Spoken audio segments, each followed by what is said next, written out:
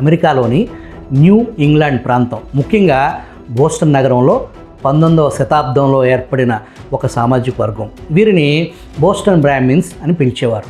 అసలు బ్రాహ్మణులు అనే పదం భారతీయ కుల వ్యవస్థలోని పూజారి వర్గానికి సంకేతం. బోస్టన్ బ్రాహ్మణులు అనేవారు కూడా అమెరికా ఎలైట్ వర్గం అని సూచించడానికి ఆ పదాన్ని వాడేవారు.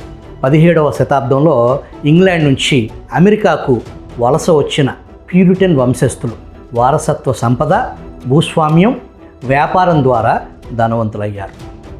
విద్య, రాజకీయ ఆధిపత్యం, హార్వర్డ్ వంటి ప్రసిద్ధ విశ్వవిద్యాలయాల్లో అధిక శాతం సీట్లు ఆ వర్గానికి చెందిన వారికే దక్కేవి.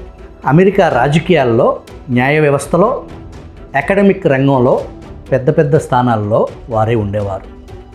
బోస్టన్ బ్రాహ్మణుల లిస్టులో ప్రముఖ కుటుంబాలు, వ్యక్తులు Adams family, John Adams, John Quincy Adams పూర్వపు అమెరికా అధ్యక్షులు, లోవెల్ ఫ్యామిలీ కవులు, రచయితలు, ధనవంతులుగా సాహిత్యంలో ఆలివర్ విండ్వెల్ బోస్టన్ బ్రాహ్మిన్స్ అనే పదాన్ని ప్రాచుర్యంలోకి తెచ్చారు.